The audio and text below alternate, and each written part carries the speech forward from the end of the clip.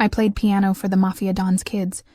When his wife mocked my cheap song, he stood and said, "Apologize to my future wife." The wrought iron gates of the Moretti estate loomed, a filigreed promise of exclusion against the bruised morning sky. My taxi, an ordinary blot on the pristine landscape, felt small and insignificant as it crunched along the gravel drive. Each turn unveiled more manicured grandeur, hedges sculpted into impenetrable green fortresses, statues frozen mid-mythological drama, until the house itself bloomed into view. It was less a dwelling, more a monument, a sprawling edifice of dark stone and glinting glass, intimidating in its sheer, unapologetic scale. A shiver, unrelated to the crisp autumn air, traced a path down my spine. This wasn't just a job. It was stepping into another world, one where my well-worn practicality felt as out of place as a dandelion in a diamond mine. A stern-faced woman, her hair pulled back so tightly her eyebrows seemed perpetually surprised, met me at the immense oak doors. "Miss Vance," she stated, her voice as polished and cold as the marble floors beneath us. "I am Mrs. Thorne, the head housekeeper. Mr. Moretti awaits you." The foyer swallowed me whole. Light, filtered through stained glass panels depicting scenes of forgotten victories, cast fractured rainbows across a space so vast it felt like a public square. The air hung thick with the scent of aged leather and something subtly floral, an expensive perfume that hinted at a lingering absence. My sensible travel bag felt absurdly light in my hand, an anchor to a life that suddenly seemed infinitely far away. Every surface gleamed, every artifact whispered of generations of wealth and power. But there was an unsettling stillness, an oppressive quiet that spoke not of peace, but of profound loneliness. This house was a gilded cage, beautiful and terrifying in equal measure. My core wound, that persistent fear of being overlooked, of being utterly unessential, twinged with a sharp, unwelcome ache. Mrs. Thorne led me through a labyrinth of hushed corridors, past rooms filled with antique furniture draped in dust sheets, each door a silent guardian of untold stories. My footsteps, even in my soft-soled shoes, seemed to echo too loudly. When we finally reached a room dominated by a grand piano, its polished surface reflecting the faint light from a tall window, two small figures were perched on a velvet settee, rigid as porcelain dolls. Leo, a boy no older than 6, sat with his hands clasped so tightly his knuckles were white. His eyes, dark and heavy, flickered up at me for a fraction of a second, then retreated to the patterns on his scuffed sneakers.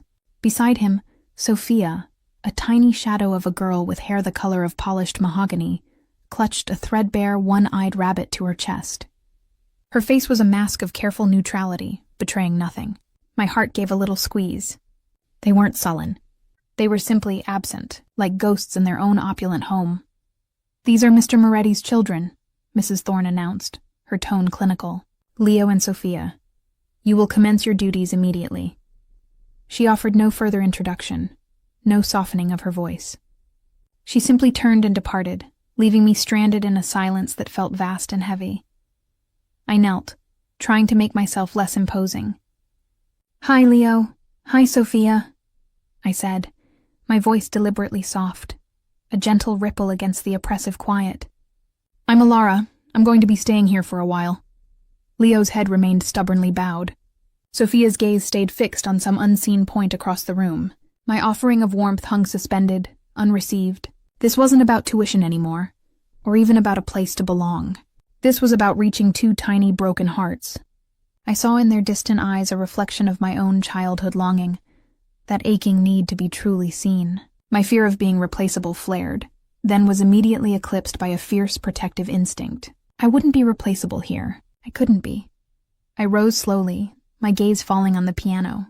It was a magnificent Steinway, sleek and black, its keys beckoning like a whispered secret. Perhaps this was the key. "Do you two like music?" I asked, moving towards it, my fingers tracing the cool ivory. No answer. My grandmother used to say music was like a secret language, one we all understand, even if we don't know the words. I sat down, my hands hovering over the keys. For a moment, a wave of self-consciousness washed over me. This house, these children, this life, it was all so much bigger than me. But then I remembered the feel of the wood beneath my palms, the familiar weight of the pedals underfoot. This was my solace, my true voice. I started with a simple melody, something lilting and familiar, a forgotten lullaby from my own childhood. The notes unfurled, delicate at first, then gaining confidence, filling the cavernous space with a vibrant, living presence. It wasn't loud, not demanding, but it was insistent, a gentle current against the stultifying quiet. After a few measures, I glanced up. Leo's head had lifted fractionally. Sophia's gaze, though still not on me, had drifted towards the piano. The bunny, still clutched in her hand, had tilted almost imperceptibly. I transitioned into something more complex. A piece by Debussy. A swirling landscape of sound that evoked dappled sunlight through trees. It was a piece I often played when I needed to get lost. When the weight of my own precarious existence felt too heavy, I poured myself into it, my fear of being judged, of not being good enough, receding with each flowing chord. The music was a shield, but also a bridge. It was then I felt it. A shift in the air, a sudden weight of presence behind me. A tremor ran down my spine that had nothing to do with the cool autumn air or the minor key I was playing. My fingers stumbled for a fraction of a second, a jarring dissonance in the melody, before I regained control. I didn't look up, but every fiber of my being registered the man standing in the doorway, Dante Moretti, even from a distance, without seeing his face. His presence was a physical force, a gravitational pull. He was a pillar of stillness, yet he radiated an aura of controlled power, of a predator observing its domain. I finished the piece, my hands lingering on the keys, the last notes hanging in the air like spun glass. Then, slowly, I turned. He stood framed in the doorway, a silhouette against the lesser light of the hall, and for a fleeting instant, my breath caught in my throat. He wasn't merely tall. He possessed an imposing stature that seemed to bend the very space around him. His suit, impeccably tailored, hung on him like a second skin, a dark, dangerous uniform. His hair was midnight dark, swept back from a brow that seemed perpetually furrowed with a private burden. And his eyes? They were the color of storm clouds, deep and unyielding, fixed on me with an intensity that made the blood thrum beneath my skin. He said nothing, simply observed. His gaze was thorough, dissecting, and utterly without warmth. I remembered the hushed whispers I'd overheard in the city about him. The ruthlessness, the empire, the recent tragic loss of his wife. My mind immediately painted him as the stoic, grieving widower, cloaked in an untouchable sorrow. It was a comforting narrative, one that explained the coldness, the almost predatory stillness. "Miss Vance," he finally rumbled, his voice a low, gravelly current that vibrated through the floorboards and directly into my chest. It wasn't a question. It was an acknowledgement, a possessive claiming of my presence in his space. I stood, my knees feeling oddly rubbery. "Mr. Moretti," I managed, my voice a pale, reedy thing compared to his. I swallowed, trying to summon an air of professional composure I didn't possess. "The children and I was just playing." His eyes flickered to Leo and Sophia, then back to me. A curious light, fleeting and undefinable, ignited in their depths. It wasn't quite approval, but it wasn't disapproval either. It was scrutiny. "They rarely listen to music," he stated, his tone flat, devoid of inflection. But the words themselves, delivered with such directness, were a revelation. He was watching. He knew. I looked at the children. Leo was no longer looking at his shoes. His gaze was fixed on the piano. Sophia had actually shifted, turning her small body a fraction of an inch towards me, her one-eyed rabbit held a little less tightly. A tiny victory, but it felt monumental. "Music is a wonderful thing," I offered, a little more confidently. "It can fill the empty spaces." My gaze inadvertently lifted back to Dante. The words hung between us, heavy with unspoken meaning. Was he too adrift in an empty space? The thought was presumptuous, yet undeniably there. His jaw tightened, a muscle clenching beneath the taut skin. For a moment, his eyes, those deep, fathomless storm clouds, held mine. It was an unnerving connection, a silent interrogation that left me feeling exposed, as if he could see the wild, contradictory tangle of my thoughts. A sudden heat bloomed beneath my skin, a stark contrast to the chill that had previously permeated the opulent hall. Every instinct screamed danger, but my body hummed a traitorous counter-melody, a low, insistent hum that resonated with his presence. This man, with his formidable stillness and his air of profound sorrow, was an enigma I shouldn't want to unravel. Yet a strange, inexplicable magnetic pull tugged at something deep within me. It wasn't right. This intense awareness, this prickling sensation on my skin whenever his gaze rested on me. I dismissed it as awe, a natural reaction to such power and presence, but a dangerous, forbidden current began to stir, rippling just beneath the surface of my careful composure. Over the next few days, a tentative rhythm began to form. The children remained largely withdrawn, but the music worked its quiet magic. Each morning, after their lessons with the private tutor, I would coax them towards the piano.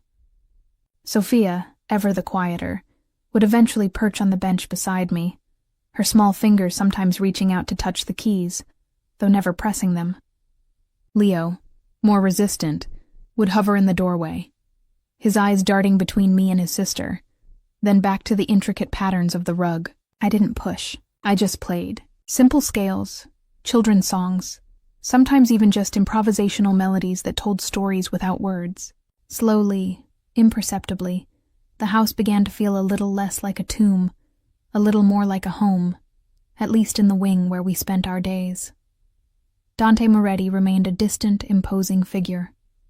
I'd catch glimpses of him in the vast corridors, a fleeting shadow disappearing into a study, or hear the low murmur of his voice from behind closed doors, always in hushed, serious conversation. He was a force to be reckoned with, a silent sentinel who ruled his domain with an iron fist. And yet there were moments. One afternoon, Sophia, emboldened by a particularly cheerful arpeggio, giggled. A tiny, fragile sound, like glass chimes in a soft breeze. I glanced up, my own smile broadening, and then I saw him, Dante, standing in the archway, utterly still, watching. The severe lines of his face, carved from granite, had softened around the edges, just a fraction. A fleeting warmth, like a solitary sunbeam on a winter's day, touched his eyes. He didn't smile, not truly, but the corners of his mouth eased, a silent testament to the small, joyous sound Sophia had made. Our gazes locked for a heartbeat, a profound, charged silence settling between us that felt more intimate than any spoken word. An unspoken connection, fragile as spun sugar, formed and dissipated in an instant, leaving behind a lingering sense of something profound and dangerous. Another time, I was playing a Chopin nocturne, lost in the melancholy beauty of the piece, when I felt a familiar shift in the atmosphere. I kept playing, my fingers finding the familiar path across the keys, but my awareness sharpened. A faint scent of expensive cologne, dark and woody, registered in my senses. I didn't need to look. I knew he was there. He stayed, a silent audience for the entire piece. When the final lingering chord faded, I finally lifted my hands, my heart hammering a frantic rhythm against my ribs. He was still there, his expression unreadable. Yet the intensity of his gaze was a tangible weight. "You play with feeling," he murmured, his voice softer than I'd ever heard it, almost a confession. It wasn't a compliment, not really, more an observation. But coming from him, it felt like an intimate revelation. My cheeks flushed, a warmth spreading through me that defied explanation. I simply nodded, unable to articulate the tumultuous current of emotions his quiet acknowledgement had sparked. I found myself anticipating these stolen moments, this subtle exchange of presence and gaze. It was foolish, I knew. He was Dante Moretti, a man beyond my reach, beyond my understanding. I was the scholarship girl, the nanny, a transient in his grand, untouchable world. Yet, the longing persisted, a persistent hum beneath the surface of my careful professionalism. Each time our eyes met, a spark ignited, a whisper of forbidden possibility in the vast, silent house. I yearned to see that fleeting softness in his eyes again, that subtle shift in his otherwise impenetrable demeanor. It was a treacherous desire, one I tried to quell with reason, but my traitorous heart refused to obey. The days melted into a routine that began to feel less alien, more like the scaffolding of a nascent belonging. I discovered a small, rarely used garden, overgrown but beautiful, where Sophia sometimes allowed me to hold her hand. Leo, though still reserved, would sometimes share a fact he'd learned in his history lesson, his voice small but steady. I was weaving myself into the fabric of their lives, slowly, gently, exactly what I yearned for. The Moretti estate, once a cold monument, was beginning to feel less cold. It was a Tuesday evening, just as the last vestiges of twilight clung to the massive windows. The children were tucked into their beds, the house settling into its nightly quiet. I was descending the grand staircase, my mind already drifting to the new piece I wanted to try on the piano tomorrow, when a sudden, sharp explosion of sound shattered the evening's peace. The front doors, those formidable oak sentinels, burst open with a resounding thud. A woman stood framed in the entrance, a dazzling, dangerous apparition. She was tall, impossibly glamorous in a ruby-red dress that clung to every curve, her dark hair a sleek waterfall of silk. Diamonds glittered at her throat, catching the low light and scattering it in sharp, brilliant shards. Her lips, painted a vivid crimson, were drawn into a predatory smile that didn't quite reach her eyes. Those eyes, sharp and assessing, swept over the foyer, then landed on me with an almost palpable disdain. She moved with an astonishing fluidity, a creature of exquisite menace, her heels clicking a staccato rhythm on the marble floor. Mrs. Thorne, usually so impassive, scurried forward, a visible tremor in her usually rigid posture. "Dante?" The woman's voice cut through the silence, sharp as a sliver of ice. Her accent was aristocratic, imperious. She didn't bother to lower it as she scanned the vast, empty space. Then her gaze, cold and unwavering, fixed on me. She paused, one perfectly sculpted eyebrow arching. "And who," she purred, the word a venomous caress, "might you be?" Her eyes, dark and intelligent, devoured me, taking in my simple dress, my sensible shoes, my undeniable youth. I suddenly felt utterly transparent, stripped bare. I opened my mouth, a polite greeting hovering on my tongue, but she cut me off, a dismissive flick of her diamond-encrusted hand. "Never mind," she said, her smile widening, revealing a flash of perfectly white teeth. It was a smile that promised sharp edges and no quarter. Her eyes, however, held no mirth, only a chilling, calculating assessment. She turned then, as if performing for an unseen audience, and swept a hand through the air, encompassing the sprawling, silent opulence of the foyer, and by extension, herself. Her voice, resonant and utterly devoid of warmth, echoed in the vast space, shattering every illusion I had so carefully constructed, every fragile thread of belonging I had begun to weave. "I am Alessia Moretti," she announced, her eyes blazing with an almost savage triumph as they met mine. "Dante's wife." The words were a physical blow, stealing the air from my lungs, solidifying the sickening churn in my gut. "Alessia Moretti, Dante's wife." The elegant, damning pronouncement echoed in the vast foyer, each syllable a shard of ice splintering the fragile sense of security I'd begun to cultivate. My vision swam, the glittering diamonds around her throat morphing into predatory eyes. The ruby-red fabric a splash of fresh blood against the pristine marble. The warmth that had bloomed in me during those stolen glances with Dante, that illicit hum beneath my skin, now felt like a scorching brand of shame. I'd been a fool, a naive country mouse captivated by the glint of a serpent's scales. My carefully constructed illusion of a stoic, grieving widower shattered into 1,000 jagged pieces, revealing something far more complex, far more dangerous. He hadn't lost his wife. She had merely been elsewhere. The quiet sorrow I'd mistaken for bereavement, the subtle softening of his gaze. It had all been a trick of the light, a projection of my own yearning for connection. My fear of being unessential, of being replaceable, flared with a vicious intensity, threatening to consume me. I was not a solution to anyone's loneliness. I was merely a temporary diversion, a convenient prop in a world I didn't understand. Alessia's chilling smile widened, a silent question in her dark, assessing eyes as she watched the color drain from my face. She didn't need an answer. My mortification was answer enough. Mrs. Thorne, meanwhile, cleared her throat with an almost imperceptible cough, her gaze pointedly fixed on a distant tapestry. It was a silent command to disappear, a stark reminder of my place, or rather, my utter lack of one. I managed to execute a clumsy curtsy, a reflexive gesture of respect I immediately regretted. "Excuse me," I mumbled, my voice a strained whisper, and fled. My sensible shoes, once a comfort, now pounded a frantic rhythm against the marble, carrying me away from the glittering woman, away from the grand, silent house that had suddenly become a trap. I didn't know where I was going, only that I had to escape the suffocating weight of her presence, the crushing reality of what I had so recklessly misread. I ended up in the small, rarely used garden I'd discovered, the one where Sophia had allowed me to hold her hand just yesterday. The overgrown roses, their petals still dewy with twilight, seemed to mock me with their fragile beauty.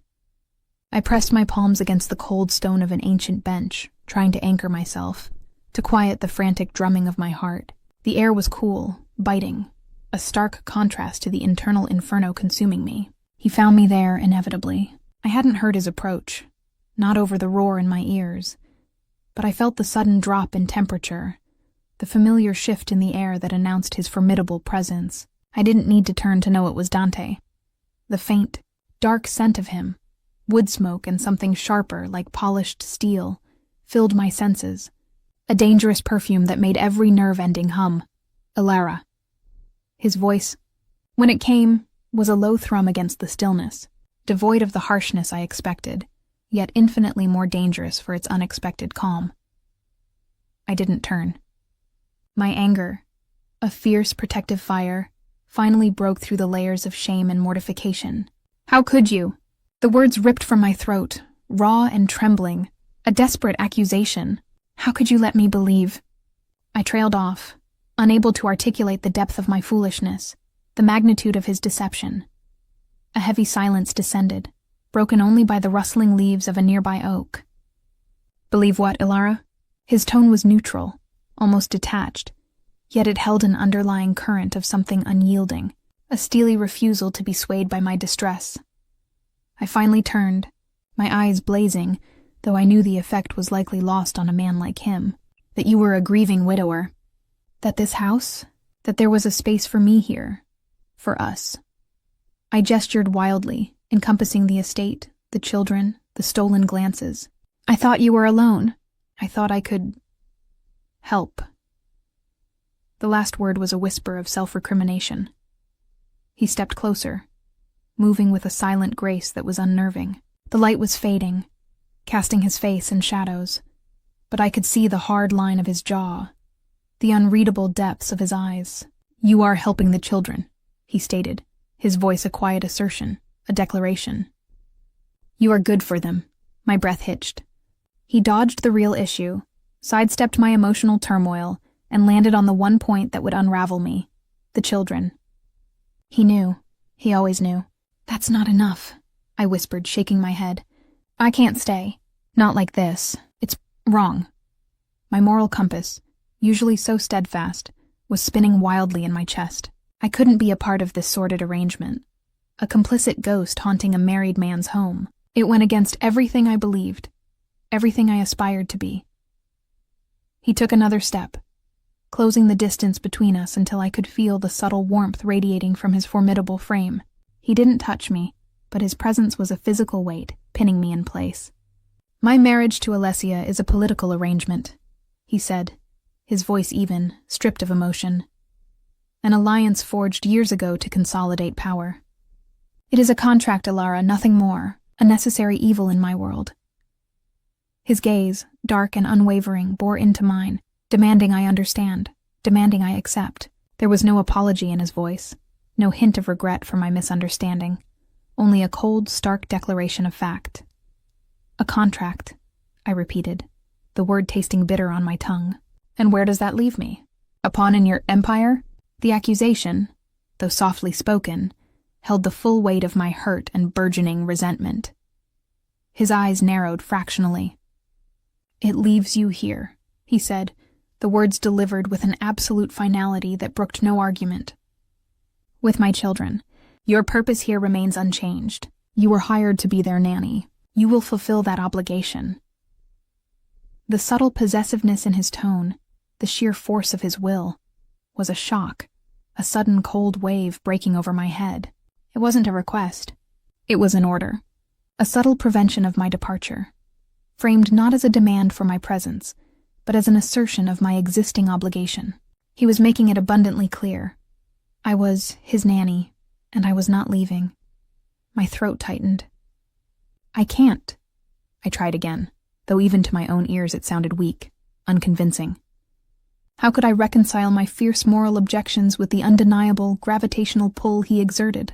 How could I walk away from Leo and Sophia, those two lonely satellites orbiting a distant star? My fear of being unessential warred with a new, terrifying fear, the fear of being truly needed, and of failing to meet that need. A muscle in his jaw clenched, a small telltale sign of the pressure he lived under, the constant burden of his world. In that moment, watching him, I saw past the formidable dawn, past the deception, to a flicker of something profoundly isolated, a necessary evil. His words, devoid of self-pity, painted a stark portrait of his own gilded cage. He was as much a prisoner of his empire as I now felt a prisoner in his home. The realization was a devastating blow, softening the edges of my anger with a sudden, unwanted surge of empathy. "You will not abandon them," he murmured, his voice now lower, almost a plea disguised as a command. "They need you. I need you to be here." The last 4 words, though delivered with the same quiet authority, resonated with an unexpected vulnerability, a raw edge of need that cut through my defenses. It was not an apology, but it was an admission, a crack in his impenetrable facade.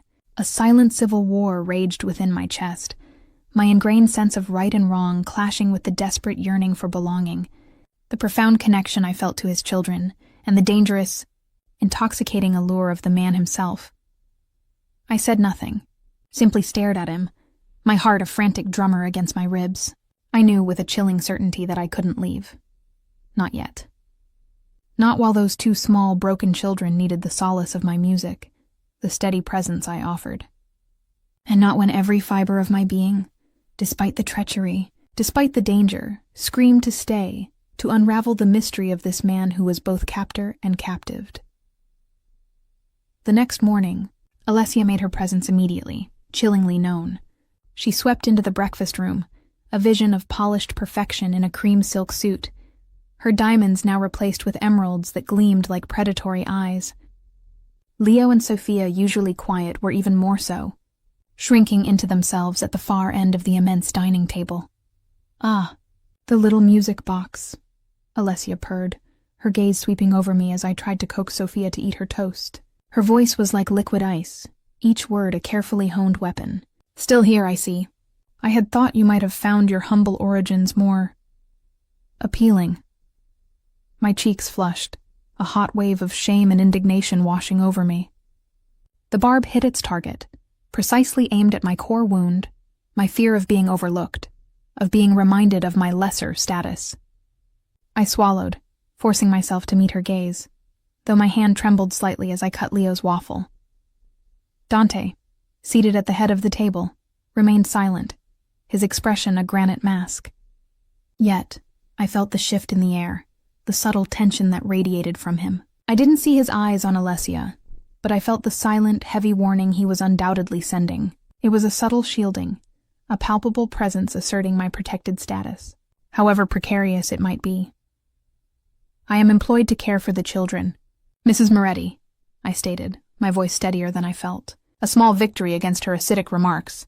"And I intend to fulfill my duties." Alessia laughed, a light, tinkling sound devoid of genuine amusement. Such admirable dedication, one might almost believe it. Or perhaps.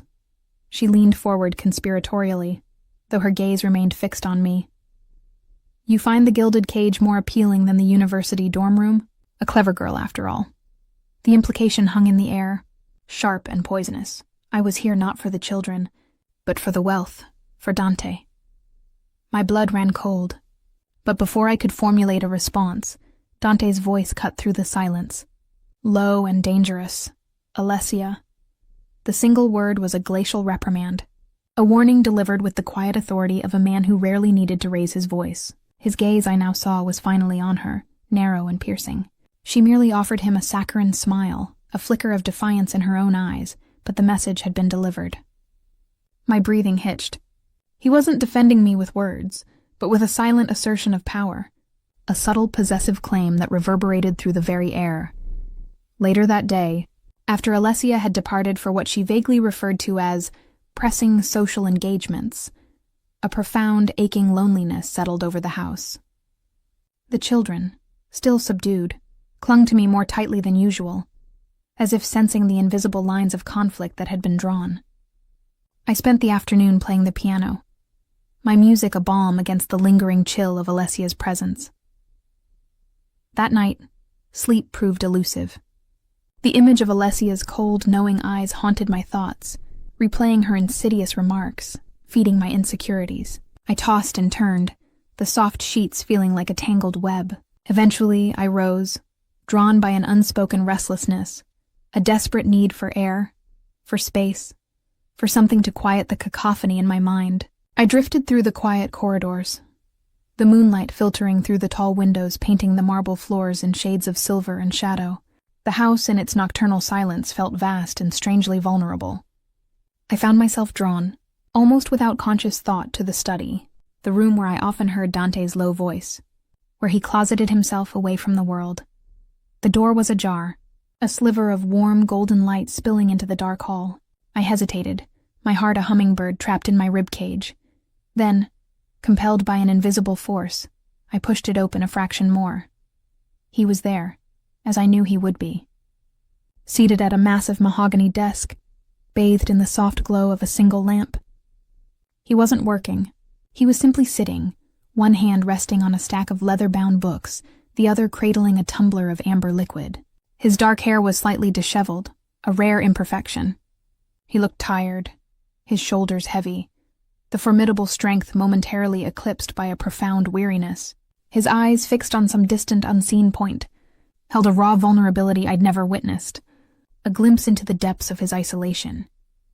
He must have sensed my presence, a ripple in the stillness, because his head lifted slowly. His gaze, those fathomless storm clouds, found mine across the dimly lit room. For a long suspended moment neither of us spoke. The air thickened, charged with an unspoken tension, a palpable hum of forbidden yearning that vibrated between us. My breath caught in my throat. Every nerve ending in my body sprang to acute awareness, a frantic tattoo against my skin. His eyes, usually so guarded, were now a molten pool of emotion.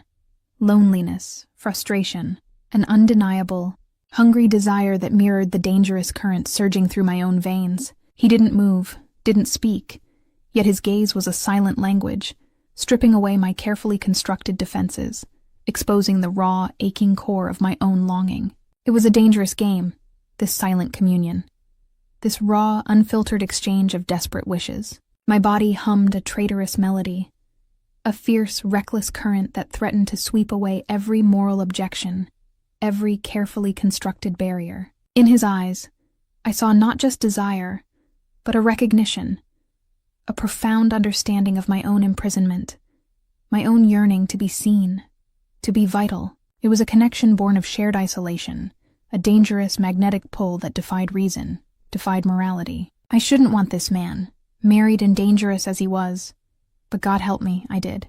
The raw, unspoken longing between us was a living thing, breathing, pulsating in the quiet intimacy of the lamplit room. I tore my gaze away, my cheeks burning, my body trembling with a mixture of fear and an intoxicating, forbidden thrill. I simply couldn't endure the naked intensity of that connection a moment longer. I'm sorry, I whispered, my voice a mere breath in the vastness, and retreated, stumbling back into the protective shadows of the hallway. The door clicked shut, severing the connection, but the image of his eyes, dark and yearning, was burned behind my eyelids. The following evening, a heavy pall hung over the estate. Alessia, dressed in shimmering midnight blue silk, presided over the dinner table like a queen on her throne. The children, usually seated at a separate, smaller table, were, for some reason, at the grand dining table with us, a silent testament to Alessia's imperious whims. Leo picked at his food, his small face pale. Sophia, clutching her one-eyed rabbit, kept her eyes glued to her plate. The conversation, if one could call it that, was dominated by Alessia's pronouncements on various society events, interspersed with thinly veiled criticisms of the house staff and the quality of the cuisine. I remained largely silent, answering only when directly addressed, trying to make myself as invisible as possible. Oh, Alara, Alessia suddenly chirped, her voice dripping with artificial sweetness, her eyes sparkling with malicious amusement. Dante tells me you're quite the little musician. Do you perhaps entertain the children with those charming little nursery rhymes? Such a sweet distraction for them. Her gaze was dismissive, sweeping over my simple gray dress, the quiet dignity I tried to maintain. My spine stiffened. I play the piano, Mrs. Moretti, I corrected, my voice quiet but firm. Classical pieces mostly, and I teach the children some basic scales. Alessia waved a dismissive hand. Oh, a classical. How quaint. All those dreary composers. I much prefer something with a bit more spirit, something that doesn't remind one of dusty libraries and poverty. Her lips stretched into a condescending smile. But then I suppose it suits your background, doesn't it? Simple melodies for a simple life. One can hardly expect a scholarship girl to appreciate the complexities of true artistry, can one? The air around the table seemed to crystallize. My face burned, a furious blush spreading from my neck to my hairline. The words were a public humiliation, designed to cut, to remind me of my place. My core wound, the fear of being overlooked, of being deemed unessential and worse, inadequate, flared into a raging fire. But it wasn't just my humiliation. I felt the distress radiating from the children. Leo's small hand trembled as he gripped his fork, his eyes wide with a mixture of confusion and hurt. Sophia's bottom lip quivered, and a single crystal tear tracked a path down her pale cheek, landing on the threadbare fur of her rabbit. She glanced at me, her small face a picture of silent suffering. My anger, a cold, hard knot in my stomach, overshadowed my shame. Alessia hadn't just insulted me. She had wounded the children. My gaze lifted, seeking Dante. His face was a study in controlled fury. The granite lines had deepened, carving his features into a mask of pure, concentrated rage. His jaw was clenched so tightly a muscle pulsed beneath the skin. But it was his eyes that held the true terror. They were no longer storm clouds, no longer molten pools. They were shards of obsidian, cold and utterly devoid of mercy. His gaze, slow and deadly, detached itself from my burning face, bypassed the distressed children, and settled, with an almost chilling deliberation, on Alessia. The promise of retribution, silent and absolute, hung in the heavy air between them, a cold, terrifying certainty that made my blood run cold. The air in the dining room had curdled, thick with unspoken violence. Alessia's words, intended to scorch, had succeeded, leaving behind a bitter ash taste on my tongue. My face burned, a furious shame scalding my skin. But it was Sophia's trembling lip, Leo's terrified stillness, that twisted the shame into something colder, harder, a protective fury. My gaze, filled with a sudden, unbidden ferocity, had found Dante, and I saw his own rage, cold and absolute, directed not at me, but at his wife. The promise of retribution in his obsidian eyes was a stark, chilling thing, a glimpse into a power that both terrified and oddly, dangerously, captivated me. The silence that followed Alessia's cruel pronouncement was more deafening than any shout. It stretched, taut and suffocating, until Dante finally moved. Slowly, deliberately, he placed his fork down beside his plate. The faint clink echoed in the vast room, a small sound that somehow amplified the tension. His eyes, still locked on Alessia, were chips of polished flint. "Enough," he stated, the word a low growl that vibrated with an authority so absolute it seemed to command the very air. It wasn't loud, but it cut through Alessia's smug satisfaction like a honed blade. She flinched, almost imperceptibly, a flicker of surprise and then simmering resentment crossing her exquisite features. Dante then did something that stole the breath from my lungs. He reached across the expansive table, not towards me but towards Sophia. His large hand, usually so tightly controlled, gently covered her small, trembling one, which was still clutching the one-eyed rabbit. He said nothing, but the gesture was a thunderclap. It was a silent acknowledgement of her pain, a stark public rebuke to Alessia for causing it, and then, his gaze, still holding a dangerous edge, swept from Sophia to Leo, lingering just long enough to convey a silent promise of safety. My heart hammered against my ribs, a frantic captive in its bone cage. He wasn't just protecting the children, he was protecting me by extension. By defending their vulnerability, he asserted that my presence, my music, my connection to them, was not only valid, but cherished. A complicated tangle of emotions erupted within me. Gratitude, fear, a dizzying surge of illicit warmth, and a terrifying, unwanted exhilaration. Alessia's crimson lips thinned, her eyes flashing with pure, unadulterated venom. The saccharine smile vanished, replaced by a mask of furious indignation. "Dante," she began, her voice a sharp demand, "are you truly condoning this?" Insolence? This common girl's lack of respect. He finally tore his gaze from her, turning it to me. And in that moment, for the briefest fraction of a second, something shifted in his eyes. A flash of something that looked like regret, quickly masked by his usual guarded reserve. "Miss Vance is a valued member of this household," he stated, his voice a steady, unwavering force. "Her role is essential to the well-being of my children. Her background is irrelevant." Each word was a definitive stroke, erasing Alessia's carefully crafted humiliation, solidifying my place, not just as a nanny, but as someone under his protection. He didn't apologize, didn't explain. He simply declared, and in his world, his declarations were law. He then pushed his chair back, the scrape a harsh sound in the quiet room. "The evening is concluded," he announced, his gaze sweeping over the table with an air of absolute finality. "Alessia, I require your presence in my study. Miss Vance, please see to the children." It was a dismissal for Alessia and a command for me, but woven into the command was an implicit trust, a reaffirmation of my role. I watched, numb, as Dante rose, his formidable presence filling the vast space. Alessia, stiff with fury, rose to follow him, her elegant back ramrod straight, her heels clicking a furious rhythm that seemed to challenge his authority. She cast one last scathing look over her shoulder at me, a silent promise of future torment that chilled me to the bone.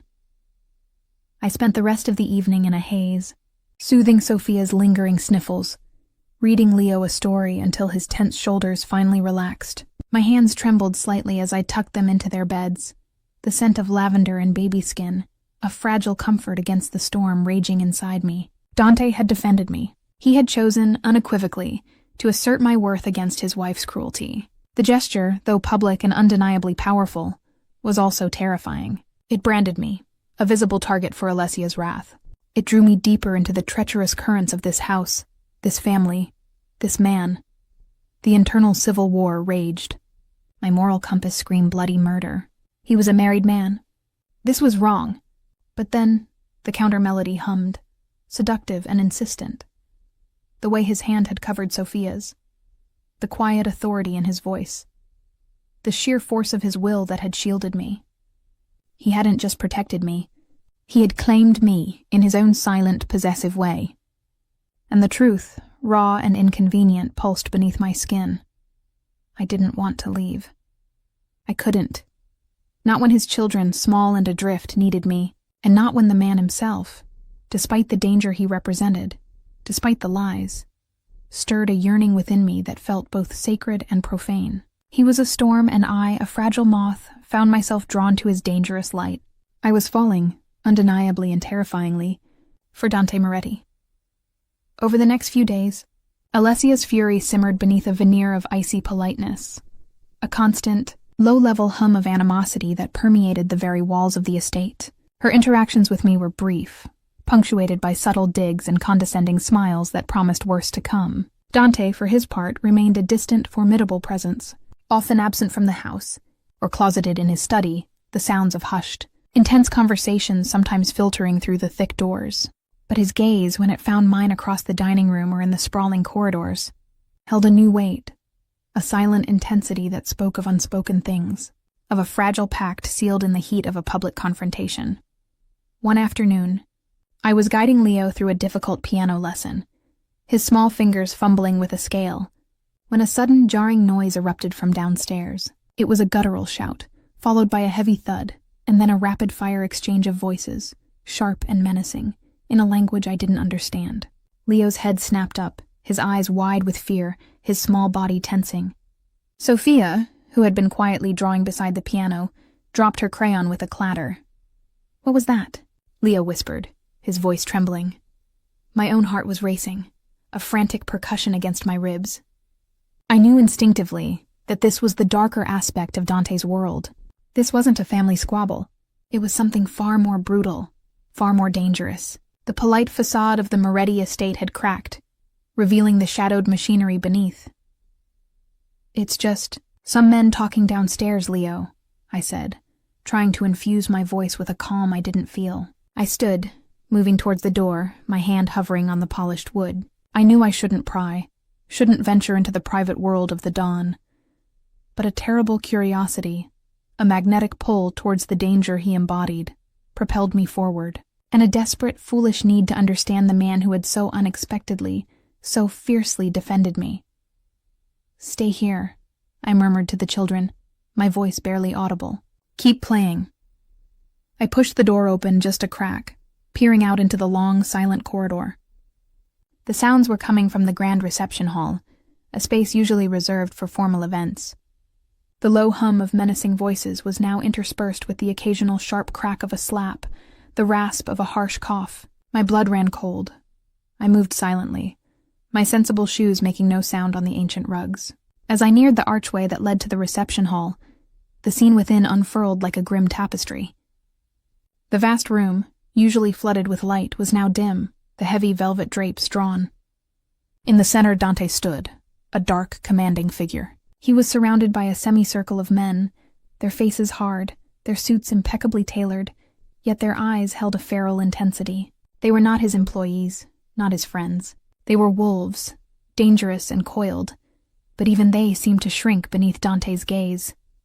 He held a man by the lapels of his suit, twisting the fabric until the man's face was contorted in pain. Dante's expression was colder than marble, his eyes devoid of any human warmth, two pools of absolute, terrifying power. The man he held was pale, sweating, stammering apologies in a desperate, broken stream. Dante said nothing, simply watched him, his silence more chilling than any shouted threat. Then with a sudden violent shove he flung the man away, sending him sprawling to the floor. "You understand the consequences of your carelessness," Dante finally uttered, his voice low, almost conversational, yet it was laced with a venomous steel that made every hair on my arms stand on end. "This is not a negotiation. This is a reminder. You deal with me, you deal with my rules. And my rules are absolute." The fallen man scrambled to his feet, bowing and scraping, his pleas muffled by the sheer force of Dante's presence. I watched, frozen in the shadows, my heart lodged somewhere in my throat. This was the true Dante Moretti, the ruthless Don, the man who commanded not just wealth, but fear. This was the man who had forged an empire with an iron fist, a man capable of truly terrifying things. Every instinct screamed for me to flee, to run from this opulent, dangerous cage. He was a predator, a force of nature, and I was utterly, foolishly out of my depth. Yet, even amidst the terror, a strange, undeniable magnetism tugged at me. There was something intoxicating in his raw, untamed power, in the sheer force of his will. He was a dark, dangerous king, and for a fleeting, treacherous moment, I felt a dizzying pull to kneel at his feet, to be enveloped by his formidable protection, to be a small part of his vast, terrifying world. My body hummed with a primal recognition of strength, a response I shouldn't feel, a desire that was utterly forbidden. He was not just my protector. He was my potential captor, and the line between the two blurred with alarming speed. I retreated as silently as I had arrived, my mind reeling. My hands felt clammy, my knees weak. I reached the children's wing, closing the door behind me with a soft click, leaning against it as if to prevent the darkness from seeping in. Leo and Sophia, thank heavens, were still engrossed in their music. I sank onto the piano bench, my fingers shaking as I attempted to play a simple, calming melody. The notes felt hollow, fragile against the terrifying tableau I had just witnessed. That night, I was a coiled spring, unable to find rest. The image of Dante's cold, ruthless eyes, the raw, brutal power radiating from him, was seared into my mind. I saw him not as the stoic widower I had first imagined, nor even just the lonely man in his study, but as a complex, dangerous mosaic of both, and something far more primal. He was a force to be reckoned with, a man who lived by his own terrifying code. But also, I saw his imprisonment. His words, a necessary evil in my world, now resonated with a chilling clarity. Alessia was not just his wife. She was a symbol of his chains, a gilded cage he endured for the sake of his empire, for his children. He was not a free man, despite his power. And the realization solidified something deep within me, crystallizing the wild, contradictory emotions that had been swirling for weeks. I loved him. The truth hit me with the force of a physical blow, stealing my breath, leaving me breathless and aching. It was a terrifying, impossible, utterly reckless love, but it was undeniable. I was falling for a man who belonged to another. A man steeped in a world of violence and shadows. A man who could command fear with a single look. Every moral fiber in my being screamed at the depravity of it, the impossible nature of it, the sheer danger. But my heart, traitorous and defiant, beat a fierce rhythm that sang only his name. I was his captive in more ways than one, and strangely, irrevocably, I wanted to be. The need to see him, to understand him, to be near him, became a physical ache. I paced my small room, the elegant furnishings suddenly feeling claustrophobic. My gaze kept drifting to the window, to the distant glow of light from his study. I needed to bridge the chasm between the ruthless Don and the man whose gaze held such surprising depths. Eventually, the restlessness became unbearable. I slipped from my room, the silence of the mansion a shroud around me. My footsteps were a whisper on the polished floors as I made my way towards the study, an invisible thread pulling me forward. The door this time was closed, but a sliver of light still escaped from beneath it. I paused, my hand hovering, my breath held. The air thrummed with unspoken tension, with the ghost of my own forbidden desire. As if sensing my presence, the door slowly, silently, swung open. Dante stood there, framed in the lamplight, his dark hair falling across his forehead, his shirt collar unbuttoned, revealing a glimpse of tanned skin. His eyes, those fathomless depths, met mine across the threshold.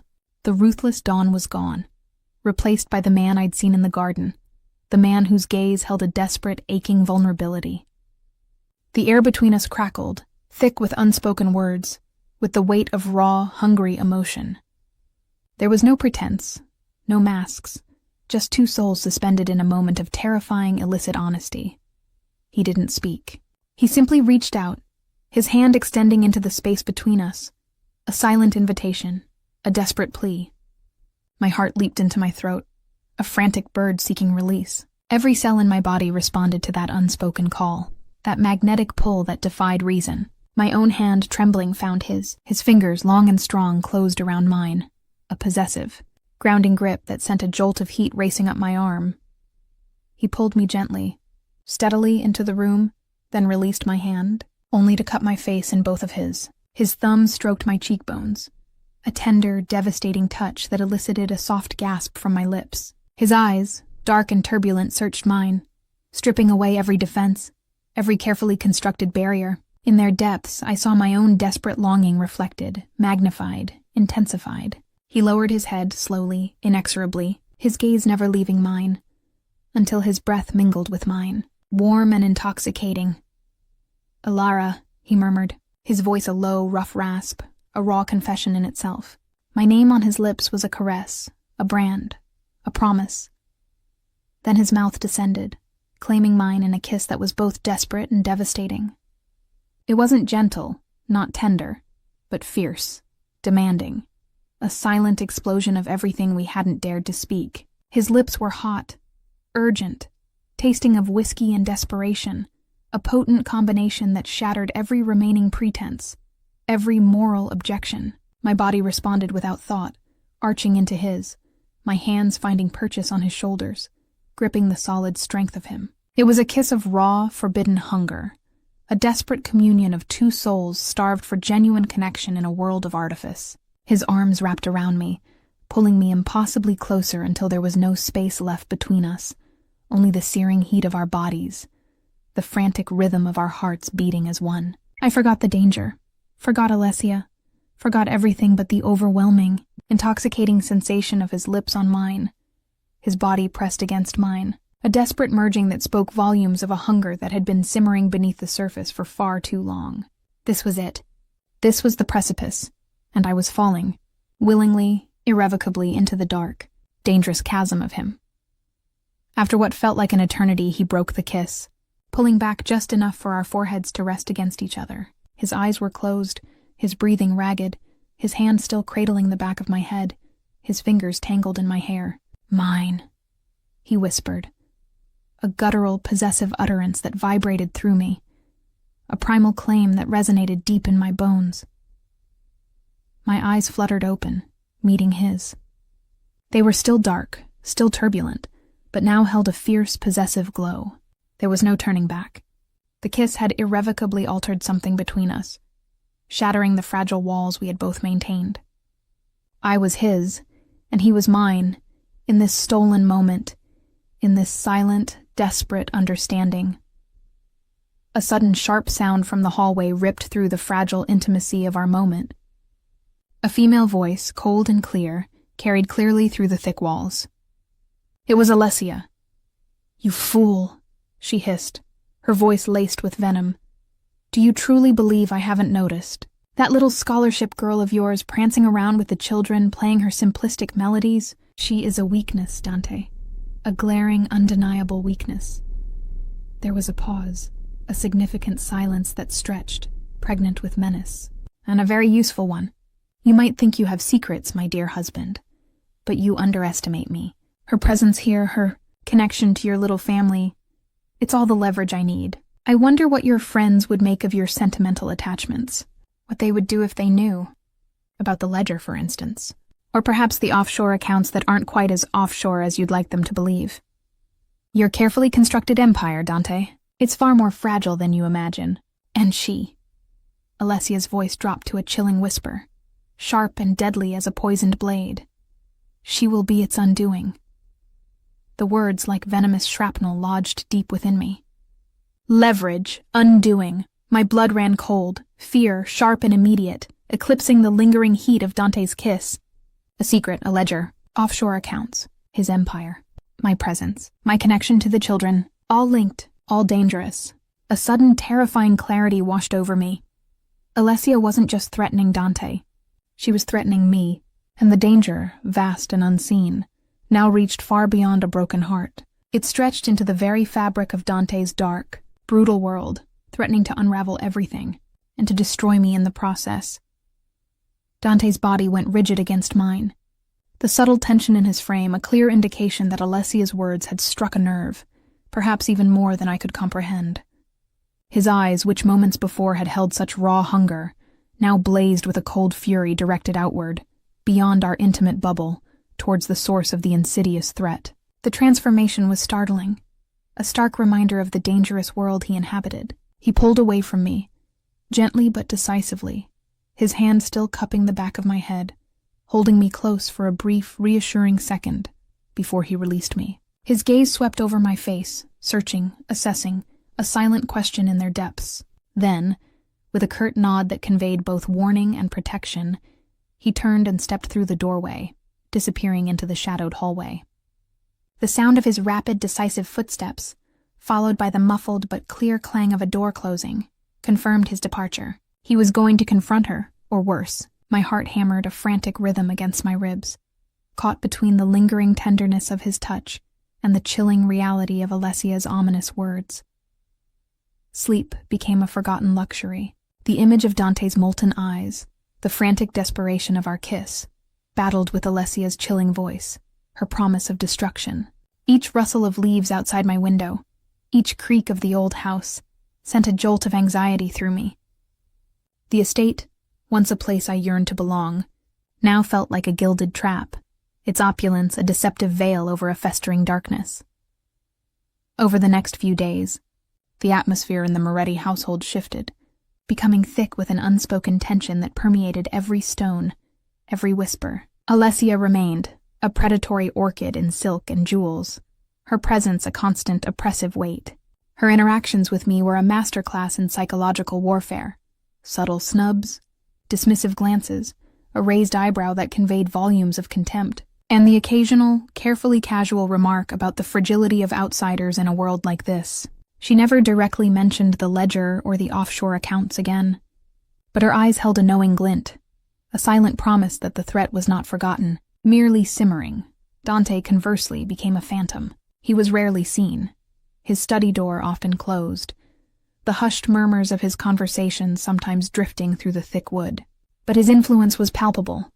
Security around the estate tightened, almost imperceptibly at first, then more overtly. New faces, stern and silent, appeared among the household staff, their gazes sharp and watchful. My movements were no longer unobserved. A subtle presence followed me, never intrusive, always distant, yet undeniably there. It was Dante's quiet assertion of control, his shield, but it also made me feel like a prisoner, a piece of precious, fragile cargo to be guarded. The children, sensing the pervasive anxiety, grew even more withdrawn, retreating further into themselves, clinging to the solace of my music, with a quiet desperation that mirrored my own. My piano became a refuge, its melodies a fragile barrier against the encroaching shadows. My longing for genuine connection warred constantly with the growing fear. I craved the brief, charged glances with Dante, the silent understanding that passed between us, yet I recoiled from the danger that followed him like a shadow. His protection, once a comfort, now felt like a cage being built around me. I understood the cost of loving him, the sheer magnitude of the world he inhabited, and the frightening implications for someone like me, a simple scholarship girl. My fear of being replaceable, of being unessential, had morphed into a terrifying realization that I was now dangerously essential, a vulnerability to be exploited.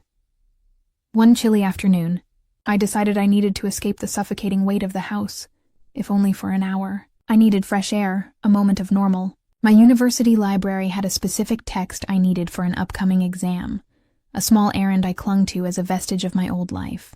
I told Mrs. Thorne, who merely offered a terse nod. I slipped out a side gate, the one closest to the quiet, tree-lined road, feeling a momentary rush of freedom, a foolish sense of autonomy. The autumn air bit at my cheeks, invigorating and sharp.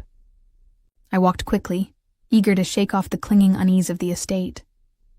The trees lining the country lane were skeletal, their bare branches scratching against the bruised sky. I was perhaps a mile from the main gates, enjoying the simple rhythm of my footsteps on the gravel, when a sleek, dark sedan, unfamiliar to me, cruised past, then slowed, pulling over to the side of the road ahead. My breath hitched. Every instinct screamed wrong. The car was too perfectly polished, too silent, too out of place on this secluded lane. My heart began to pound, a frantic drum against my ribs. I picked up my pace, a sudden cold dread washing over me. Just as I drew level with the idling vehicle, the passenger door swung open with unnerving swiftness. A man emerged, tall and broad-shouldered, his face obscured by the brim of a dark hat. He moved with a practiced economy of motion, his hand reaching out, not to grasp, but to block my path. Another man, equally formidable, appeared from the driver's side. "Miss Vance?" The first man's voice was a low rumble, devoid of inflection. It was not a question, but a statement of recognition. My blood ran cold. They knew who I was. Alessia. The thought flashed through my mind like a searing brand. I tried to step around him, my heart now a wild, trapped bird. I don't know you," I stammered, my voice a thin, reedy sound, barely audible above the sudden, deafening roar in my ears. The man merely smiled, a slow, humorless baring of teeth. "Mr. Moretti sends his regards," he said, the lie a palpable thing hanging in the cold air. He'd like a word, a private conversation. His hand, encased in a dark leather glove, wrapped around my arm, not painfully, but with an iron grip that permitted no escape. Panic surged, cold and all-consuming. This wasn't a conversation. This was an abduction. My life, my carefully constructed future, the fragile sense of belonging I had begun to feel, it all teetered on the brink of an abyss. My mind raced, conjuring images of Dante, his face etched with fury, his eyes like obsidian shards. He was a dangerous man, but his danger was protective, directed outward. These men, however, felt like pure, unadulterated menace, a faceless threat unleashed by Alessia's poisoned machinations. I struggled, a futile, desperate twitch against the unyielding strength of his grip. "Let me go," I cried out, the words raw, tearing from my throat. but the sound was swallowed by the vast, silent countryside. The second man had moved around me, cutting off any escape, his presence a dark, suffocating shadow. "No fuss, Miss Vance," the first man murmured, his voice now a low, chilling command. "Just get in the car." He began to propel me forward, a relentless force. My legs felt like lead, heavy and unresponsive. Every instinct screamed for me to fight, to run, but my body was paralyzed by an icy fear. This was it. This was the cost. And in that moment of absolute terror, as the dark interior of the sedan loomed, as the raw reality of peril washed over me, a startling clarity pierced through the haze of fear. It wasn't my tuition, or even my future at the university, that pulsed with such fierce importance. It was Dante. It was Leo and Sophia. It was the music that had begun to mend broken spaces, the fragile hope for a found family. The thought of never seeing their small faces again, of never feeling the quiet intensity of Dante's gaze, was a pain far more acute than any physical threat. My fear of being overlooked, of being unessential, faded into insignificance. I was essential to them, and they were essential to me. This dangerous, chaotic, forbidden life with Dante was the one I wanted. I would risk everything. My moral compass, once spinning wildly, now pointed true, sharp and unwavering towards him. My love for Dante, once a secret, forbidden current, roared to life, a fierce, blazing fire in the face of absolute darkness. Suddenly, a cacophony of sound ripped through the quiet air. The roar of powerful engines, the screech of tires, the urgent blast of horns. My captors froze, their attention snapping to the road behind us. My head instinctively turned. A convoy of black SUVs, dark and menacing, appeared around the bend, moving with an almost military precision. They were not ordinary vehicles. They were tanks on wheels, their tinted windows impenetrable, their presence radiating an undeniable, formidable power. They swerved, cutting off the dark sedan, trapping it against the roadside embankment. Before the first man could react, his grip still tight on my arm, the doors of the SUVs burst open. Men, more men than I could count, spilled out. They were dressed in dark suits, their movements swift, efficient, and utterly ruthless. They were Dante's men. There was no doubt. Their faces were grim, their eyes cold and focused, each one a coiled spring of controlled aggression. My captors didn't stand a chance. It was over in a matter of seconds, a blur of motion, a guttural grunt, the sickening thud of a body hitting metal. The man holding me was yanked away with such force that my arm screamed in protest, but the pain was quickly eclipsed by a surge of dizzying relief. I stumbled, my knees giving out, bracing myself for the impact, when strong arms caught me. Dante. He held me against him, his formidable body a bulwark against the chaos that erupted around us. His arms, usually so controlled, were now crushing, possessive, shaking almost imperceptibly. His face, when I looked up, was a mask of cold fury, but beneath it, in the depths of his storm cloud eyes, I saw something else. Raw, unadulterated terror. He had been afraid. For me, the realization hit me with the force of a tidal wave, washing away the last vestiges of doubt, the last whisper of moral objection. His guard was completely down, exposing a profound, aching vulnerability that stunned me. He wasn't just a powerful man. He was a man who truly, deeply, terrifyingly, could not bear to lose me. His love was undeniable. "Ilara," he rasped, his voice raw, rough with emotion. "Are you hurt? Tell me." His hands swept over my face, my arms, his touch gentle yet frantic, a desperate search for injury. The danger he exuded was now a terrifyingly beautiful thing, entirely directed towards my protection. I shook my head, tears finally stinging my eyes, not from fear, but from the overwhelming flood of relief, of love. "No," I choked out. "I'm okay. You came." The words felt inadequate, hollow against the magnitude of his presence, his rescue. He pulled me closer, burying his face in my hair, his body trembling. It was a rare, shocking display of vulnerability from a man who presented himself as an impenetrable fortress. "I would burn the world for you," he murmured against my temple, his voice thick with an emotion I had never heard from him. a raw, fervent confession that bypassed my mind and settled deep into my very bones. Don't you understand? You are not just essential. You are everything. My light in this darkness. I won't lose you. Not now. Not ever. The confession hung in the air, heavy with the weight of years of solitude, of unspoken yearning.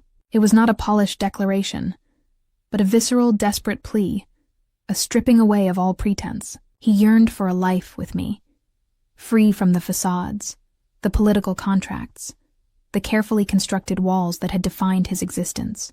My name on his lips, woven with such raw emotion, was a brand, a promise, a future unfolding. He lifted his head, his eyes, still blazing with a possessive fire, meeting mine. The world around us, the skirmish with the men, the dark SUVs, faded into irrelevance. There was only us, suspended in this moment of terrifying, absolute clarity. His hand moved to my jaw, his thumb stroking my cheekbone, a tender gesture amidst the chaos. "Come home, Alara," he whispered, his gaze pleading, demanding. "Come home to me." He led me to one of the SUVs, his arm wrapped tightly around my waist, his men clearing a path with silent deference. I was numb, my body vibrating with the aftermath of terror and the intoxicating surge of his confession. The ride back to the estate was a blur. I remember leaning into his side, finding an anchor in his unwavering strength, his scent, dark and comforting, filling my senses. He never released me, his hand a constant reassuring weight on my thigh. Once inside the estate, he bypassed the glaring housekeeper, the hushed staff, and led me directly to his private suite, a space I had never dared to imagine. It was vast, opulent, yet surprisingly stark, masculine, devoid of the soft touches that might have made it a home. He closed the heavy door behind us, the click a definitive severing of our connection to the outside world, to the dangers that still lurked. The air was charged, thick with unspoken longing and the lingering adrenaline of my rescue. He turned to me, his gaze intense, possessive, stripping away my remaining defenses. "Are you truly unharmed?" he asked again, his voice softer now, laced with a tremor that betrayed the depth of his fear. He reached out, his fingers tracing the faint red marks on my arm where the man had gripped me. A low growl rumbled in his chest, a primal sound of suppressed violence. I leaned into his touch, my body humming, my heart aching with a love so profound it hurt. "I'm fine, Dante. Because of you." He pulled me against him, crushing me in an embrace that spoke of desperation, of relief, of a passion that had been simmering for too long. His lips found mine, not in a gentle exploration, but in an explosive, demanding kiss that devoured me whole. It was a desperate merging, a primal communion of bodies and souls, fueled by the adrenaline of near loss and the undeniable force of our burgeoning love. His mouth moved over mine with an urgency that stole my breath, his tongue tasting of fire and need. My hands, trembling, tangled in his dark hair, pulling him closer, deeper, until there was no thought, no separation, only the fierce, consuming hunger that erupted between us. He broke the kiss only to drag his lips down my jaw, along my throat, scattering a trail of searing heat. "You are mine, Alara," he rasped against my skin, his voice rough with yearning. "Only mine." My answer was a strangled gasp, a desperate whisper of his name as his hands found the hem of my dress, tracing a path upward, sparking a wildfire beneath my skin. His touch was not merely physical. It was a profound act of intimacy, a silent promise of absolute claim, a sealing of our commitment in the face of the dangerous reality that surrounded us. This was not merely lust. It was a defiant assertion of life, of connection, of our shared humanity against the cold, calculated world that sought to destroy us. Every touch, every kiss, every ragged breath was a testament to the fact that we had chosen each other, undeniably, irrevocably, beyond all reason and morality. He lifted me into his arms, carrying me effortlessly, as if I weighed nothing, towards the vast, opulent bed that dominated the room. He laid me down gently, his eyes never leaving mine, a silent dialogue of profound vulnerability and absolute trust passing between us. He shed his clothes with a rapid urgency, his body a formidable sculpture of muscle and power, his gaze never breaking from mine. Then he was beside me, pulling me against the heated length of him, skin to skin, a searing connection that made every cell in my body sing. The consummation of our love was not a quiet affair. It was an explosive unraveling of years of loneliness, of guarded hearts, a desperate joining that spoke of healing and belonging. Each thrust was a silent vow, each gasp a fervent promise, solidifying a bond that transcended the physical, becoming an intertwining of destinies. In the embrace of his arms, amidst the raw urgency of our shared passion, I found a home, a sanctuary, a reason to risk everything. I was seen, I was valued, and I was, finally, irrevocably, his. The dawn broke, painting the opulent suite in shades of soft gold, casting long, intimate shadows across the rumpled sheets. I lay nestled against Dante, his arm a heavy, protective weight across my waist, his steady breathing a comforting rhythm against my ear. The world outside, with its dangers and its demands, felt distant, held at bay by the warmth of his presence. Our bodies, still entwined, spoke of a night of profound connection, a breaking of walls, a forging of an unbreakable bond. The consummation of our love had been an act of desperate commitment, a silent promise whispered in the darkness, a defiant assertion of life and love against the shadows that threatened to consume us. He stirred, his grip tightening imperceptibly. I shifted, my fingers tracing the hard line of his jaw, feeling the slight stubble beneath my touch. He opened his eyes, those fathomless depths now softened by sleep and lingering passion. A rare, tender smile touched his lips, a fleeting curve that melted something deep within me. He pulled me closer, pressing a kiss to my forehead.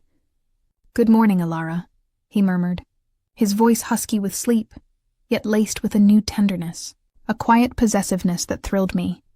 "Good morning, Dante," I whispered back, my voice thick with emotion, unable to articulate the profound shift that had occurred between us. The fear was still there, a constant hum beneath the surface, but it was overshadowed by a fierce, undeniable joy. I was here, with him. And for the first time in my life, I truly felt like I belonged, that I was essential.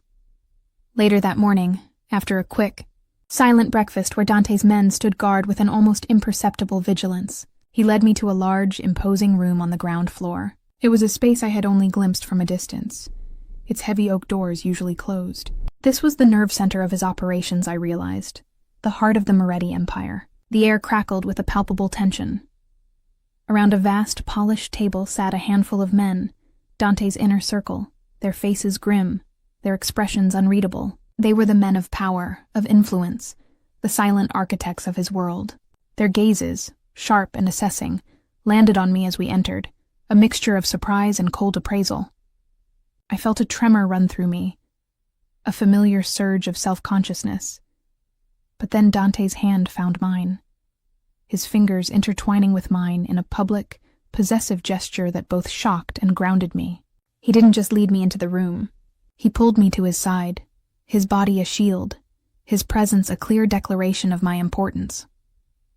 The men's expressions shifted, a flicker of something akin to understanding, perhaps even unease, crossing their features. Dante stood at the head of the table, his formidable presence commanding the room. He didn't release my hand, his grip firm and unwavering.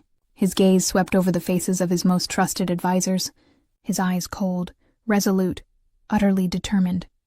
"Gentlemen," Dante began, his voice a low, gravelly current that filled the vast room, carrying an undeniable weight of authority. It was the voice of the Dawn, the man who commanded respect, fear, and absolute loyalty. "I have called you here for an urgent matter of the highest importance." He paused, his gaze lingering on each man, then finally settling on me, a deep, unwavering connection in his eyes that spoke volumes. My heart hammered against my ribs, a frantic premonition building in my chest. This was it. The precipice. "Effective immediately," Dante declared, his voice cutting through the heavy silence, each word a hammer blow of absolute finality. "My political marriage to Alessia is dissolved. I will make the necessary arrangements. There will be consequences. Resistance will be met with the full force of my authority." His gaze then swept across his inner circle, daring any of them to challenge his pronouncement. His hand tightened around mine, a silent, powerful claim, anchoring me to his side, to his future, to the monumental decision he had just made. From this day forward, he continued, his eyes, dark and resolute, finding mine, then encompassing me fully with his possessive gaze, Alara will stand by my side. She is my chosen partner, and the future of this family and this empire will be built with her. The declaration hung in the air, a shocking, irreversible pronouncement that promised to ignite a storm of unprecedented proportions, reshaping his empire, his life, and irrevocably intertwining it with mine. The silence that followed Dante's declaration was not empty. It was a pressurized vacuum, humming with unspoken outrage. The men around the table, a tableau of power and hardened resolve, stiffened. Their carefully neutral expressions cracked, revealing fleeting glimpses of shock, disbelief, and a simmering, dangerous defiance. My hand, still clasped in Dante's, felt like a beacon, drawing their collective venomous scrutiny. I was the interloper, the catalyst, the audacious scholarship girl who had dared to stand at the Don's side as he dismantled his world. My stomach clenched, a cold knot of apprehension tightening with each passing second. But I refused to shrink. Not now. Not when Dante had staked his claim so unequivocally. His grip on my fingers tightened almost imperceptibly. A silent reassurance, a firm anchor in the swirling current of animosity. He met each man's gaze, his own an unyielding challenge, daring them to speak, to question his authority. The air grew heavy, thick with the weight of generations of tradition and expectation, now shattered by a single audacious pronouncement. These men, his most trusted, had known Alessia. They understood the political architecture of her marriage to Dante, the intricate web of alliances it represented. To dissolve it, and for me, a girl from nothing, a nanny, was not merely a personal decision. It was a political earthquake, promising to destabilize the very foundations of his empire. A man at the far end of the table, older, with a face like carved oak, cleared his throat. "Dante," he began, his voice raspy, a low current of disapproval. "This is unexpected. The implications are vast. Alessia's family will not stand idly by. This is a betrayal of the highest order, a disruption that could weaken us." The word "us" hung in the air, a thinly veiled accusation, challenging Dante's judgment, his loyalty to the collective. Dante's gaze, which had been resting on the man, hardened further, a flicker of something predatory, something truly chilling ignited in their depths. "My decisions are not for debate, Marco," he stated, his voice a low, dangerous rumble that commanded immediate, absolute attention. "My strength is not measured by the alliances of others, but by the resolve of my own convictions. Any perceived weakness will be swiftly, brutally corrected." He paused, his eyes sweeping over each man again, lingering just long enough to convey the unspoken threat. Alessia's family will be dealt with. Their alliance was always one of convenience, not loyalty. And my determination to protect what is mine. His thumb brushed over my knuckles, a small, possessive gesture that felt monumental in the charged atmosphere, is absolute. No one weakens me. No one. The declaration hung in the air, each word a hammer blow against their unspoken resistance. He hadn't just announced his intent. He had issued a direct challenge, forcing them to choose between their ingrained traditions and their unyielding fealty to him. My heart hammered, a frantic drum against my ribs, but a strange, exhilarating current surged through me. This was the Dante I had glimpsed in the reception hall, the ruthless Don, but now his formidable power was wielded not just for empire, but for us. For me. And for his children. The meeting continued, a tense, fraught discussion of logistics, countermeasures, and political maneuvering. I remained silent, a silent witness to a world I was still trying to comprehend, a world that was now irrevocably mine. Dante's hand never left mine, a constant, tangible connection, a quiet defiance against the simmering dissent in the room. He spoke with an authority that brooked no argument, laying out his plans with a chilling precision, anticipating every possible repercussion, every potential threat. He was a master strategist, a king surveying his battlefield, preparing for war, and I, inexplicably, found a strange solace in his unwavering resolve. a defiant strength in my commitment to stand by him, no matter the cost. My previous fear of being unessential had evaporated, replaced by the profound, terrifying realization that I was now inextricably woven into the very fabric of his dangerous life, a vulnerability he had chosen to expose and fiercely protect. The fallout was indeed immediate, a relentless barrage of challenges that slammed into the Moretti Empire like a tidal wave. The first ripple came from Alessia's family, a powerful, old-money dynasty whose influence stretched into every corner of the city's political and financial spheres. Whispers turned to veiled threats, anonymous leaks to news outlets hinting at Dante's alleged instability, his reckless disregard for tradition. Investments were suddenly pulled, long-standing contracts mysteriously terminated. Each day brought a new challenge, a subtle but insidious chipping away at Dante's carefully constructed power. I watched him, mesmerized, as he navigated the escalating storm. He moved through the opulence of the estate like a dark, unyielding force, his presence a quiet constant amidst the growing turmoil. His study became a war room, filled with maps, documents, and the hushed, urgent voices of his men. The formidable Don, the man I had first perceived as untouchable, now felt more human, more burdened than ever before. He was under immense pressure, yet he never faltered, never displayed a hint of doubt. His focus remained laser-sharp, his resolve absolute. My days were a delicate balance, maintaining a semblance of normalcy for Leo and Sophia, shielding them from the underlying tension, and finding ways to support Dante. My music became more vital than ever, a balm for their anxious spirits, a fragile haven in a house that felt increasingly besieged. I played for them, for myself, and sometimes, late at night, I played for him, the melodies echoing through the quiet corridors, a silent message of steadfast presence. One evening, I found him in his study, staring out at the rain-streaked gardens, his silhouette stark against the window. He held a glass of whiskey, its amber liquid glinting in the low light. But he wasn't drinking. He was simply staring, the weariness etched around his eyes, the subtle slump of his broad shoulders, spoke of a profound burden. My heart anched for him, a deep, resonant throb that surprised me with its intensity. He was not just the dangerous Don. He was a man carrying the weight of an entire world. I walked to him, my footsteps soft on the thick rug, and simply placed my hand on the small of his back. His body, usually rigid, responded with a subtle tremor, a faint yielding to my touch. He didn't turn, didn't speak, but his stillness shifted, becoming less guarded, more accepting. The scent of him, whiskey, expensive cologne, and something inherently masculine, filled my senses, a dangerous comfort. "They're fine. The children," I murmured, knowing he wouldn't ask, but knowing he needed to know. "They're sleeping. Sophia drew you a picture. A lion." A soft, almost imperceptible exhalation escaped him. "A lion," he repeated, the word a low murmur in the quiet room. He finally turned, his eyes dark and heavy, finding mine. In their depths, I saw not just the strain of his battles, but a raw vulnerability, a fleeting glimpse into his soul. "She always saw me that way," he confided, his voice raspy, a confession. "Strong, untouchable." He paused, a muscle working in his jaw.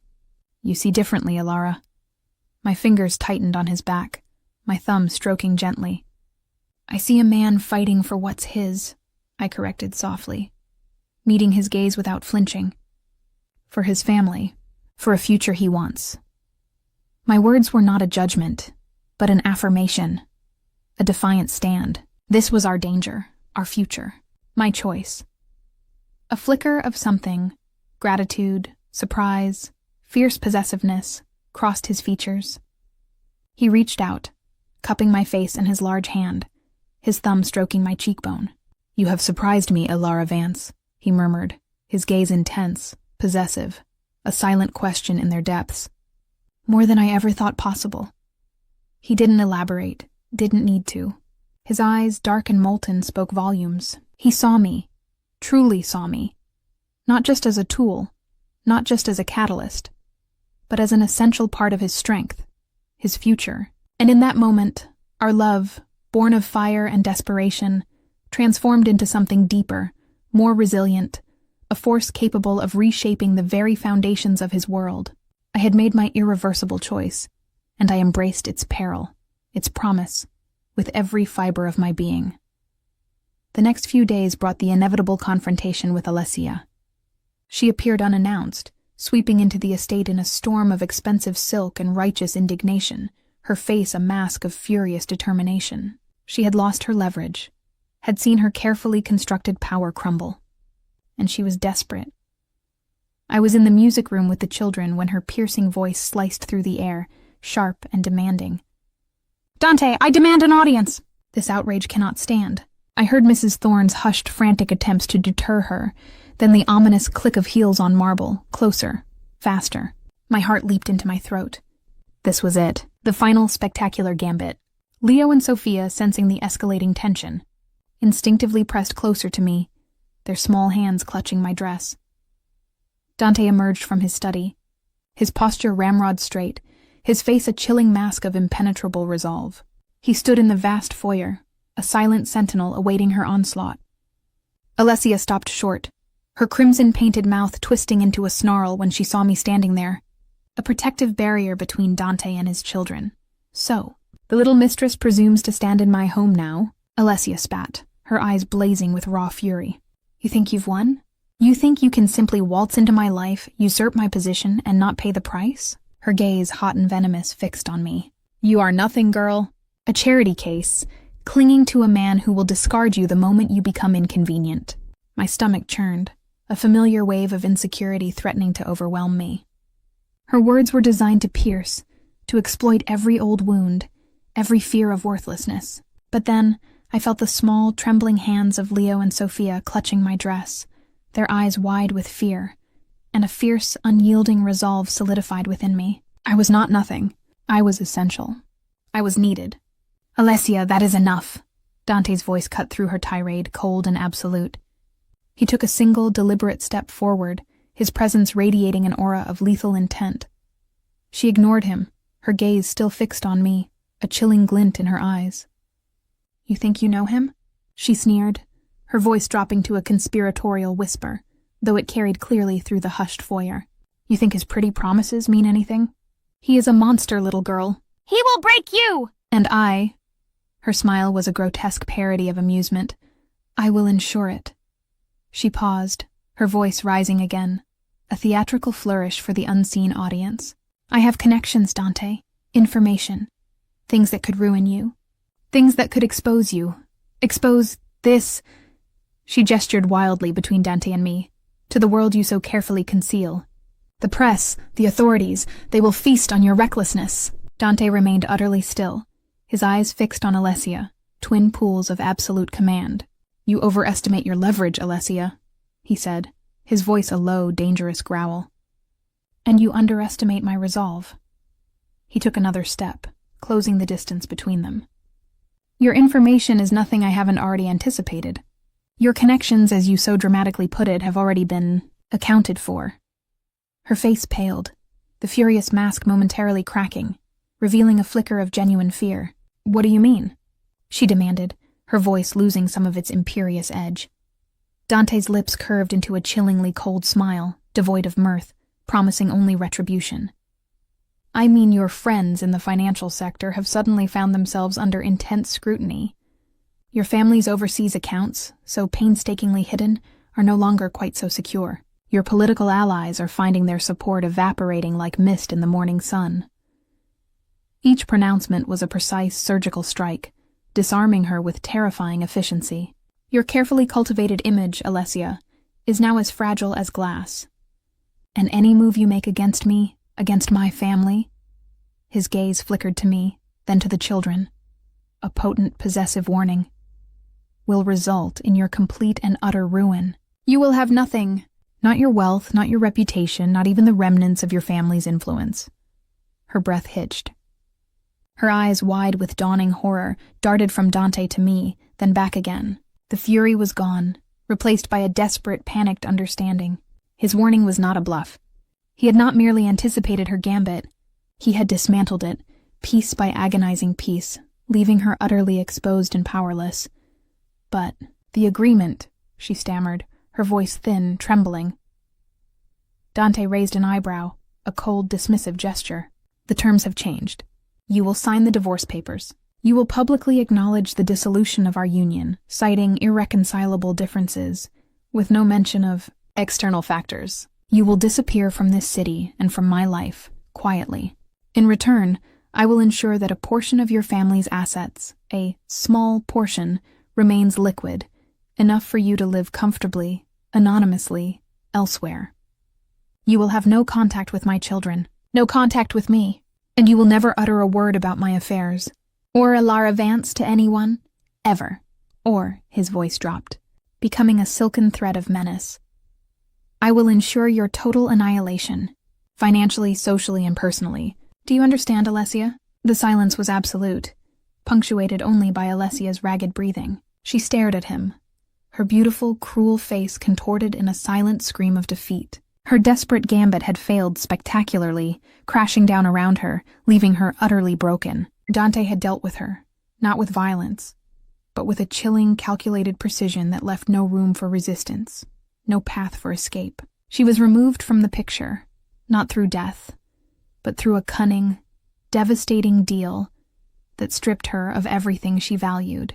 She would sign. She would disappear. She would cease to exist in his world.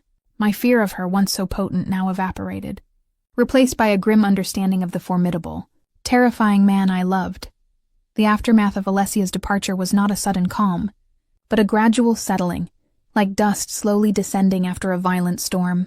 The immediate threats subsided, the political maneuvering easing as Dante's decisive actions sent an unmistakable message to anyone who might dare to challenge him. The men of his inner circle, once wary, now looked at me with a new deference, an unspoken acknowledgement of my place by Dante's side. It was a strange, unsettling shift, a confirmation that I was no longer merely the nanny, but an intrinsic part of the complex tapestry of his life. The house, however, finally began to breathe. The oppressive tension that had permeated the air for so long began to dissipate, replaced by a fragile sense of peace. The children, sensing the shift, started to unfurl like delicate blossoms after a long winter. Sophia giggled more freely, her small hand often finding mine, her eyes bright with a nascent joy. Leo, though still reserved, initiated conversations, his questions about the stars and distant galaxies a balm to my soul. We were truly becoming a family, bound not by blood or traditional ties, but by shared experiences, mutual need, and a love that had defied every expectation. Dante, too, began to shed some of his formidable armor. The lines of worry around his eyes softened. His jaw, though still strong, seemed less perpetually clenched. He spent more time with us, joining us for meals, listening to the children's stories, his gaze often finding mine across the table, a silent conversation passing between us that spoke of shared burdens and growing affection. The man who had been a creature of profound isolation was slowly, imperceptibly, leaning into the warmth of connection, learning to trust the love he had so fiercely claimed. One evening, after the children were asleep, Dante found me in the music room, idly tracing patterns on the polished surface of the piano. The room was bathed in the soft glow of a single lamp, casting long, intimate shadows. He entered silently, his presence now a welcome comfort rather than an intimidating force. He stood beside me, his hand resting lightly on my shoulder, a simple, possessive gesture that sent a shiver of warmth through me. "The house is quieter now," I murmured, my voice soft, almost lost in the stillness, lighter. "You did that, Alara," he replied, his voice a low rumble, devoid of his usual detached tone. "You brought light into this darkness. You brought warmth where there was only cold." His hand slid from my shoulder to cut my cheek, his thumb stroking gently. His eyes, dark and deep, held a rare, profound tenderness that made my breath catch. "You are more than just essential to them, to the children. You are essential to me. My partner, my confidant, my heart." My own eyes, moist with emotion, met his. The journey from scholarship girl to the Don's partner had been fraught with peril, with moral battles and terrifying revelations. But standing here, feeling his touch, seeing the raw vulnerability in his gaze, I knew, with absolute certainty, that every risk had been worth it. This dangerous, unconventional life, built on the foundations of his power and our forbidden love, was our life, and I would choose it 1,000 times over. He knelt before me then, his formidable presence humbling itself, a gesture that stole the air from my lungs. From his pocket he produced a small velvet box. My heart hammered, a frantic tattoo against my ribs, anticipating, hoping, daring to believe. He opened the box, revealing not a diamond, but a simple, exquisitely crafted silver key, delicate and intricate, gleaming softly in the lamplight. It wasn't a wedding ring, not yet, but something far more profound, far more symbolic of our unconventional bond. "This," Dante said, his voice husky with emotion, his eyes never leaving mine, "is the key to my study. The key to this house, the key to our home." He took my hand, placing the cool metal into my palm, his fingers closing over mine. "And it is the key to my heart, Alara. A future with you is not just a desire, it is a necessity. A life free from the constraints of a world built on duty and facades. A life where you are not just my partner, but the mother of my children, the queen of my home, the keeper of my soul." His gaze intensified, seeking my affirmation. "Will you build this new life with me, Alara? Our life, our family, our future?" Tears streamed down my face, hot and cleansing, washing away years of self-doubt, of feeling overlooked. This was not a proposal for a conventional marriage, but for a true partnership, a foundational bond in a world that would continue to be dangerous and demanding. It was a promise of a found family, of a place where I was truly seen, truly valued, truly essential. "Yes," I whispered, my voice thick with emotion, unable to articulate the depth of my joy, my unwavering commitment. "Yes, Dante, 1,000 times yes." I flung my arms around him, pulling him close, burying my face in his neck, inhaling the familiar, comforting scent of him. His arms wrapped around me, crushing me in an embrace that spoke of relief, of possessive triumph, of a love that had defied all odds. The silver key, warm now from my palm, felt like a tangible symbol of our unbreakable bond, our shared journey into an unknown, dangerous, but undeniably beautiful future. We spent hours talking, planning, dreaming in hushed tones, sketching the outlines of our new, unconventional life. We spoke of his children, of their need for a stable, loving home. We spoke of his empire, of the necessary changes he would implement, the new alliances he would forge, ensuring our safety, our future. It would be a life forged in the crucible of his world, but transformed by the raw, authentic love we had found. This was not the fairy tale I had once imagined, but it was our story, fiercely real and utterly profound. The next evening, the grand reception hall, usually a space of cold formality, held a different kind of warmth. The setting sun, a bruised palette of orange and rose, streamed through the tall windows, painting the marble floors in vibrant hues. Dante was there, a formidable, yet softened presence, his arm resting lightly on the back of my chair. Leo and Sophia sat on the velvet settee, no longer rigid, but relaxed, leaning into each other, their faces alight with a quiet anticipation. My fingers, surprisingly steady, hovered over the keys of the magnificent Steinway, no longer intimidating, but welcoming. A hush fell over the room, a gentle silence filled with expectation. I looked at Dante, his dark eyes holding mine, a silent promise, a profound connection. Then I looked at Leo, whose gaze met mine with a tentative smile, and at Sophia, her small face radiant as she clutched her one-eyed rabbit.